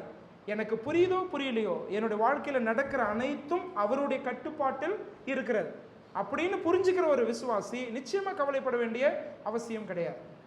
அவர் கர்த்தர் கையில் அதை ஒப்பு கொடுத்துருவார். ஆண்டவரே, என்னுடைய வாழ்க்கையினுடைய சூழ்நிலைகளை நீர் அறிந்திருக்கிறீர், நீர் தான் இதை அனுமதிக்கிறீர், நீர் தான் இதை ஆளுகையும் செய்கிறீர், உம்முடைய இறையாண்மைக்கு என்னை ஒப்பு கொடுக்கிறேன். ஐ surrender to your sovereignty. The Lord is sovereign over your life. உங்களுடைய வாழ்க்கைக்கு அவர் தான் எஜமான், உங்களுடைய வாழ்க்கைக்கு அவர் தான் தலைவர். அப்படி இருக்கும்போது அவரிடத்துல எல்லாவற்றையும் ஒப்பு கொடுங்க. அவரிடத்துல போய் சொல்லுங்க. மனுஷங்க கிட்ட சொல்றதுனால நமக்கு தீர்வு கிடைக்காது. ஆண்டவர் இடத்துல போய் சொல்லுங்க, உங்களுக்கு தேவையான கிருபை கிடைக்கும், கவலை நீங்கும், உங்களுக்கு தேவையான தேவ சமாதானம் நிச்சயமாய் கிடைக்கும். எல்லா புத்திக்கும் மேலான தேவ சமாதானம். சரியா? அதை கர்த்தர் மட்டும்தான் தர முடியும். உங்களுடைய இருதயங்கள், உங்களுடைய சிந்தை எல்லாம் கர்த்தருக்குள் காக்கப்படும். அதுக்கு தீர்வு என்னன்னா ஜெபம் பண்ணுங்கன்னு சொல்றாரு. பேதுருவும் இதே மாதிரி சொல்றாரு இல்லையா? ஒருவேளை சிலருக்கு அது ஞாபகம் வந்திருக்கும். நான் எடுக்கிறப்போ 1 பேதுரு 5ஆம் அதிகாரத்துக்கு வாங்க. இதே மாதிரி எழுதுறாரு. 1 பேதுரு 5ஆம் அதிகாரம் 7வது வசனம் படிங்க. அவர் உங்களை விசாரிக்கிறவர் ஆனபடியால் உங்கள் கவலைகளை எல்லாம் அவர் மேல் வைத்து விடுங்கள். சரியா? எப்படிப்பட்ட கவலையோடு இங்கே உட்காந்துட்டு இருக்கிறீங்க? எல்லா கவலையும் கர்த்தரிடத்துல தெரியப்படுத்திருக்கிறீங்களா? அவர் மேலே நீங்கள் அதை பாரத்தை போட்டிருக்கிறீங்களா? 8வது வசனம் பாருங்க. தெளிந்த புத்தி உள்ளவர்களாய் இருங்கள், விழித்திருங்கள், ஏனெனில் உங்கள் எதிராளியான பிசாசானவன் கெட்சிக்கிற சிங்கம் போல் எவனை விழுங்கலாமோ என்று வகை தேடி சுட்டி திரிகிறான். தெளிந்த மனதோடு கூட விசுவாசிகள் ஜெபத்தில் விழித்திருக்க வேண்டியது அவசியமாக இருக்கிறது. சரியா? உங்களுடைய கவலைகள் எல்லாம் கர்த்தர் மேல் வைத்து விடுங்கள். உங்களுடைய இருதயங்களை அடக்கி ஆளுகிற ஒரு இடத்துல எல்லாவற்றையும் வைத்து விடுங்கள். நீங்கள் யூகிக்க வேண்டிய அவசியம் இல்லை. ஒருவேளை என்னுடைய பாவத்தால் இந்த கஷ்டம் எனக்கு வந்திருக்குன்னா அதை ஆண்டவர் எனக்கு உணர்த்துவார். சரியா? யோபு புஸ்தகம் இன்னொரு பாடத்தை நமக்கு சொல்லி தருது. என்னன்னு கேட்டால், மற்ற விசுவாசிகளுக்கு வரக்கூடிய பாடுகளை நியாயம் தீர்க்கிறதுக்கு எனக்கு உரிமை இல்லை என்ற பாடத்தையும் கற்று தருது. கவனிச்சிங்களா? நிறைய நேரங்கள் அதுதானே நம்ம செய்கிறோம். அவர் இந்த பாவத்தை பண்ணார், அதனால தான் அவருக்கு அந்த தண்டனை, அப்படி தானே நம்ம சொல்லிட்டு வரோம். அதை நியாயம் தீர்க்கிறதுக்கு நமக்கு அந்த உரிமை கிடையாது. அதை கர்த்தர்கையில் விட்டு விட்டு, ஒருவேளை எனக்கு புரியுதோ புரியலையோ, சில காரியங்கள் காலங்கள் எனக்கு பதில் சொல்லும், சில விஷயங்கள் நித்தியத்தில் போய் தான் பதில் கிடைக்கும். ஆனால் ஒன்று உறுதி, நீங்கள் ரட்சிக்கப்பட்டிருக்கிறீங்கன்னு சொன்னால், ஆண்டவர் கையில் உங்களை ஒப்பு கொடுப்பீங்கன்னு சொன்னால், ஆண்டவர் உங்களுடைய வாழ்க்கைக்கும் வழிகளுக்கும் அதிகாரியாக இருக்கிறார். அவர் எல்லா சூழ்நிலையும் எனக்கு விளக்கணும்னு அவருக்கு அவசியமும் கிடையாது. என் வாழ்க்கையில் கொண்டு வரக்கூடிய விஷயங்கள் எல்லாவற்றையும் எனக்கு விளக்கி சொல்லணும்னு அவருக்கு அவசியம் கிடையாது. சரியா? அவருடைய கட்டுப்பாட்டில் என்னுடைய வாழ்க்கை இருக்க எனக்கு ஒரே ஒரு அஷூரன்ஸ் தேவை, மன உறுதி ஒன்று தேவை. ஆண்டவரே, நீர் தான் எனக்கு அதிகாரி, என்னுடைய வாழ்க்கையில் நடைபெறுகிற அனைத்தையும் நீர் அறிந்திருக்கிறீர், உம்முடைய கருத்தில் நான் விட்டு விடுகிறேன். சரியா? அதை நான் உம்முடைய கருத்தில் கொடுத்துட்றேன், நீங்கள் அதை அடக்கி ஆளுங்க, நீங்கள் அதை பார்த்துக்கொள்ளுங்க, நான் அதனால் கவலைப்பட போகிறது கிடையாது. நான் உம்மிடத்தில் ஜெபத்தில் எல்லாவற்றையும் நான் வைத்து விடுகிறேன். அதை நீங்கள் செய்வீங்களானால் எல்லா புத்திக்கும் மேலான தேவ சமாதானம் உங்கள் இருதயங்களும் உங்கள் சிந்தைகளையும் கிறிஸ்து இயேசுவுக்குள்ளாக காத்துக்கொள்ளும். புரிஞ்சுதா? நம்ம சில விஷயங்களை உங்களுக்கு சிம்பிளாக நான் கற்றுக் கொடுத்தேன். முதல் வசனத்தில் நம்ம என்ன படித்தோம்? கர்த்தருக்குள் நிலைத்திருங்கள். சரியா? சில விஷயங்களை சொல்லி நான் முடிச்சிடுறேன், கவனிங்க. கர்த்தருக்குள் நிலைத்திருக்க முடியாத அளவுக்கு இவர்களுக்கு வந்த சவால்கள் 3 நான் உங்களுக்கு சொன்னேன் இல்லையா? ஒன்று என்ன சொன்னேன்? கள்ள போதகங்களால், மாற்று உபதேசங்கள் அந்த சபைக்குள்ளே வந்தது. 2வது, உலக சிந்தையுள்ள, பூமிக்குரிய சிந்தையுள்ள விசுவாசிகள், அவர்கள் இவர்களுக்கு தடையாக இருந்தார்கள். மூன்றாவது, சுவிசேஷம் அறிவிப்பதினால் வந்த எதிர்ப்புகள். சரியா? இதெல்லாம் இவர்களுக்கு தடைகளாக இருந்தது. ஆனால் அது எல்லாவற்றின் மத்தியிலே கர்த்தருக்குள் நிலைத்திருக்க வேண்டும், அவருடைய உறவிலே பலப்பட வேண்டும் என்று பவுல் கற்றுத்தருகிறார். நிலைத்திருக்க என்னெல்லாம் கொடுத்திருக்கிறார் ஆண்டவர்னு கேட்டால் 3 விஷயம் ஞாபகம் வச்சுக்கோங்க. வேத வசனம், ஜப வாழ்க்கை, சபை கூடுகை. இதெல்லாம் ஆண்டவர் கொடுத்திருக்கிறார். இதெல்லாம் எதுக்காக கொடுத்திருக்கிறாருன்னா கர்த்தருக்குள்ளே நிலைத்திருப்பதற்காக.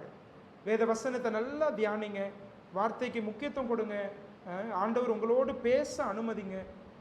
நீங்கள் எடுக்கிற ஒவ்வொரு தீர்மானம் வேத வசனத்தின்படி இருக்கட்டும்.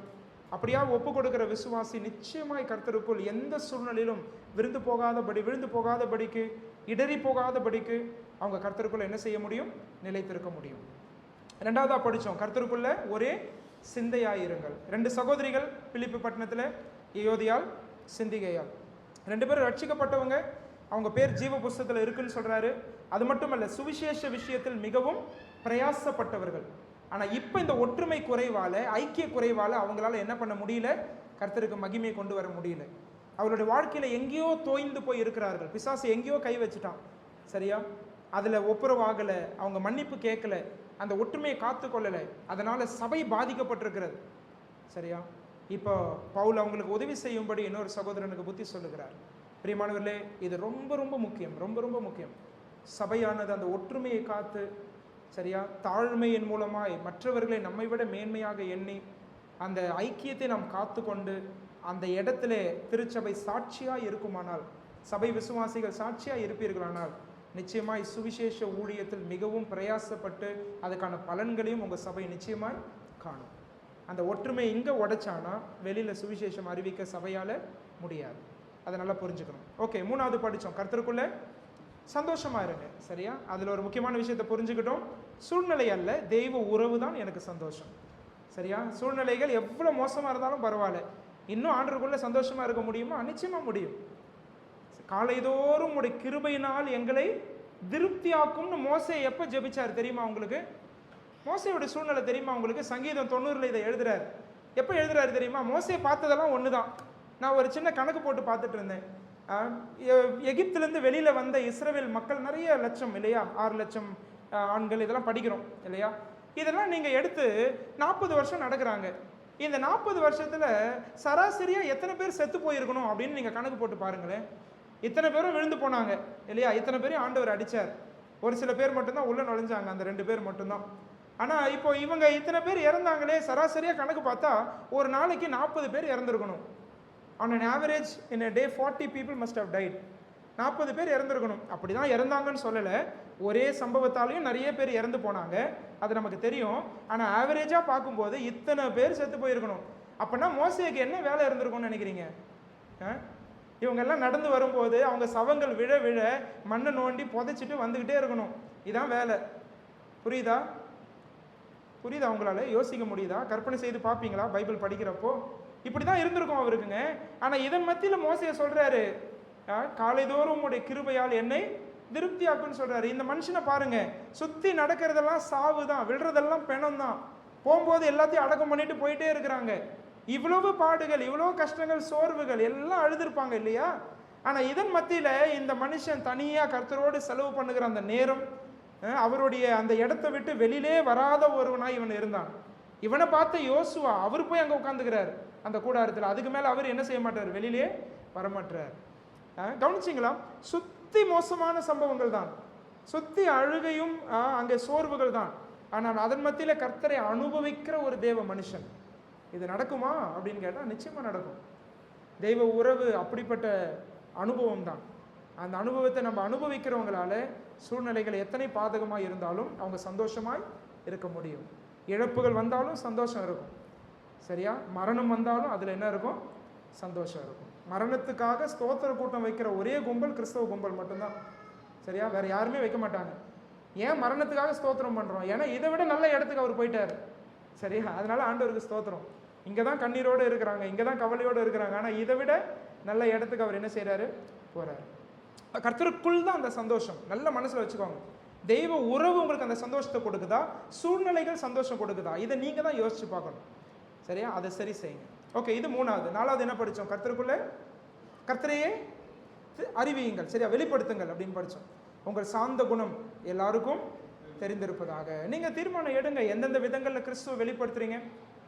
இதுதான் பிரதானமான நோக்கம் என்று சொன்னால், நம்ம எந்தெந்த விதங்களில் கிறிஸ்துவை வெளிப்படுத்துகிறோம், நம்முடைய சாட்சியை எப்படி நம்முடைய சமுதாயத்தில் காத்து கொள்ளுகிறோம், நம்முடைய மாற்றப்பட்ட வாழ்க்கை அநேகருக்கு கிறிஸ்துவை வெளிப்படுத்துகிறதா, குடும்பமாக என்னென்ன பிரயாசங்கள் எடுக்கிறீர்கள், மற்றவர்களோடு நட்பு வைக்க, ஒருவேளை பேசாமே இருக்கிறீங்க பக்கத்து வீட்டிலன்னா அவங்களோட எப்படி நட்பு வைக்கணும்னு யோசிங்க, சரியா, அவங்கக்கிட்ட போய் பழகுங்க, அவங்கள கொண்டு வாங்க, அவங்களுக்கு ஏதாவது உதவி செய்யுங்க. அது மூலமாக தான் கர்த்தரை என்ன செய்ய முடியும், நம்ம வெளிப்படுத்த முடியும், சரியா. உறவுகளை ஏற்படுத்துங்கள், நிச்சயமாய் கிறிஸ்துவை வெளிப்படுத்த ஆண்டவர் வாய்ப்புகளை தருவார். கடைசியாக சிந்திச்சோம், கர்த்தரிடத்தில் எல்லாவற்றையும் தெரியப்படுத்துங்கள். ஜெபத்தை குறித்து படித்தோம். கவலைக்கான தீர்வு ஜெபம். ஆண்டவர் சமாதானத்தை கொடுப்பார். அந்த சமாதானம் எல்லா புத்திக்கும் மேலானதாக இருக்கும். உங்கள் இருதயங்கள், உங்கள் சிந்தைகள் எல்லாம் காக்கப்படும். அதுக்கான பவர் ஆண்டவர்கிட்ட மட்டும்தான் இருக்கும். எத்தனையோ விசுவாசிகள், சரியா, நீங்கள் ஒன்றும் இல்லை, யூடியூப் எடுத்து நம்முடைய செய்திகள்லாம் போட்டு பாருங்கள். அதில் யாராவது கவலையை பற்றி பேசியிருந்தாங்கன்னா அதுக்கு தான் அதிக வியூஸ் இருக்கும். பாருங்களேன், சும்மா எடுத்து. மனசோர்வை பற்றி பேசியிருந்தாங்கன்னா, இந்த மன அழுத்தத்துலேருந்து எப்படி வெளியே வர்றது, மனசோர்வுலேருந்து எப்படி வெளியே வர்றது, அதுக்கு தான் ஆயிரக்கணக்கான வியூஸ் இருக்கும். அதுவே ஒரு விஷயத்த சொல்லி தருது நமக்கு. என்னன்னு கேட்டால், நம்ம விசுவாசிகள் எதில் தான் அதிகமாக மாட்டிகிட்டு இருக்கிறோம், கவலையிலையும் மனசோர்வு. நம்ம விசுவாசிங்க, ஆனாலும் இதில் தான் என்ன செய்கிறோம், நம்ம இருக்கிறோம். கவலைக்கான தீர்வு ஜெபமாக இருக்கிறது. கவலை பெருமையினுடைய வெளிப்பாடுன்னு நான் சொன்னேன். நான் என்ன நம்புகிறேன், ஆனால் ஆண்டவரை நம்பலை. இந்த சூழ்நிலையில் கர்த்தரால் மாற்ற முடியாதுன்னு நினைக்கிறவங்க தான் கவலைப்படுவாங்க. ஏன்னா அது என் பலத்தில் முயற்சி செய்கிறேன், அதில் முடியாது, சரியா, என் பலத்தில் ஒன்றுமே பண்ண முடியாது. ஆண்டவர் தான் அந்த தீர்வு கொடுப்பார். அதனால் தேவனிடத்தில் தெரியப்படுத்துங்க, ஆண்டவர் உங்களுக்கு உதவி செய்வார். ஜெபம் பண்ணலாமா? கண்களை மூடுவோமா?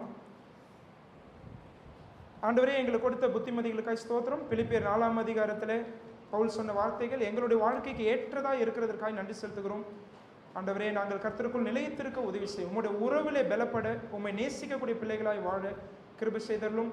ஆண்டவரே, ஒற்றுமை, ஐக்கிய குறைச்சல் ஒருவேளை எங்கள் மத்தியில் இருக்குமானால் இன்றைக்கே அதை சரி செய்ய கர்த்தர் எங்களுக்கு அந்த மனதை தாரும். ஒப்புரவாகுதலுக்கு முதல் படி நாங்கள் எடுத்து வைக்க கர்த்தர் எங்களுக்கு உதவி செய்தலும். மன்னிப்பு கேட்க முதல் படி நாங்கள் எடுத்து வைக்க கர்த்தர் எங்களுக்கு உதவி செய்யும். இந்த பூமியிலே நாங்கள் மன்னிக்காதவர்கள், மன்னிப்பு கேட்க முடியாதவர்கள் யாரும் இருக்கக்கூடாது. கர்த்தாவே, ஒற்றுமையாய் ஐக்கியத்தோடு பயணிக்க கர்த்தர் எங்களுக்கு உதவி செய்தரணும். அதே போல கர்த்தருக்குள் சந்தோஷமாய் இருக்க உதவி செய்யும். எங்களை நீர் ஆசீர்வதித்திருக்கிறீர், எங்களை உயர்த்திருக்கிறீர். ஆண்டவரே, எத்தனையோ உபகரணங்களை கொடுத்திருக்கிறீர், தெய்வ உறவை எங்களுக்கு ஏற்படுத்தி தந்திருக்கிறீர். அதற்காக ஸ்தோத்திரம். அதிலே நாங்கள் நிலைத்திருந்து சந்தோஷமாய் இருக்க உதவி செய்யும். உம்மை வெளிப்படுத்துவதற்கு தேவையான ஞானத்தை தாரும் கர்த்தாவே. இங்க இருக்கிற விசுவாசிகள் ஒவ்வொருவருக்கும் அந்த ஞானத்தை தாரும். சுவிசேஷம் அறிவிக்கணும்னு ஆசை இருக்கு, ஆனா எப்படி அறிவிக்கணும்னு தெரியாம நாங்க இருக்கிறோம். அநேகரோடு நட்பு வைக்க முடியாமல் இருக்கிறோம். ஒருவேளை நாங்க வேலை செய்யற இடங்கள், படிக்கிற இடங்கள்ல இந்த நோக்கத்தை மறந்தவர்களாய் நாங்கள் இருக்கிறோம். ஆனா கர்த்தர் இந்த பூமியில எங்களை வைத்திருக்கிறதுக்கான காரணமே அநேகருக்கு சாரமுள்ள உப்பாக, அநேகருக்கு வெளிச்சம் தரக்கூடிய வெளிச்சங்களாக நாங்கள் ஜீவிக்க ஆண்டவரே நீர் எங்களை தெரிந்து கொண்டு இருக்கிறதுக்காக ஸ்தோத்திரம். மலை மேல் இருக்கிற பட்டணம் மறைந்திருக்க மாட்டாது என்று நாங்கள் வாசிக்கிறோம்.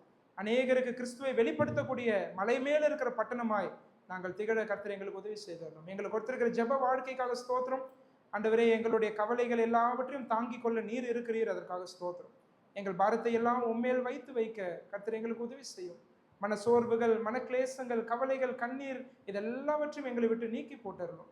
ஆண்டவரே, எல்லா புத்திக்கும் மேலான தேவ சமாதானம் ஒவ்வொரு நாளும் எங்களை ஆட்கொள்ள, எங்களை நடத்த, எங்களுடைய இருதயங்களும் சிந்தைகளும் கிறிஸ்து இயேசுவுக்குள்ளாக வைத்துக் கொள்ள எங்களை தாழ்த்தி ஒப்பு கொடுக்கிறோம். கர்த்தர் தாமே எங்களுக்கு இப்படிப்பட்ட கிருபைகளை தாரும். ஆண்டவரே, ஒருவேளை நாங்கள் வாசித்த இந்த பகுதி நாங்கள் நிறைய முறை வாசித்த பகுதியாக இருக்கலாம், ஆனால் இதை நடைமுறைப்படுத்த கர்த்தர் எங்களுக்கு அந்த ஞானத்தையும் கிருபைகளையும் தாரும். காலத்தை பிரயோஜனப்படுத்த உதவி செய்யும். இந்த வசனத்தை இருதயத்திலிருந்து பிசாசானவன் எடுத்து போட்டு விடாதபடிக்கு கர்த்தர் காத்துக்கொள்ளும். இது 30, 60, 100 பலன் கொடுக்க வேண்டும் என்று ஜெபிக்கிறோம். இந்த தீர்மானங்கள் எடுத்தவர்களாய் நாங்கள் வீட்டுக்கு செல்ல, இன்னையிலிருந்து அதை பிராக்டிஸ் பண்ண கர்த்தர் எங்களுக்கு ஞானத்தை தாரும். இந்த நாளிலே கர்த்தர் இந்த 2 செஷன்ஸ் எங்களுக்கு ஆசீர்வதித்து கொடுத்ததுக்காக நன்றி செலுத்துகிறோம். எங்களோடு நீர் பேசினதற்காக ஸ்தோத்திரம். கர்த்தராகிய இயேசு கிறிஸ்துவின் மூலம் நன்றி செலுத்தி ஜெபிக்கிறோம் நல்ல பிதாவே, ஆமென்.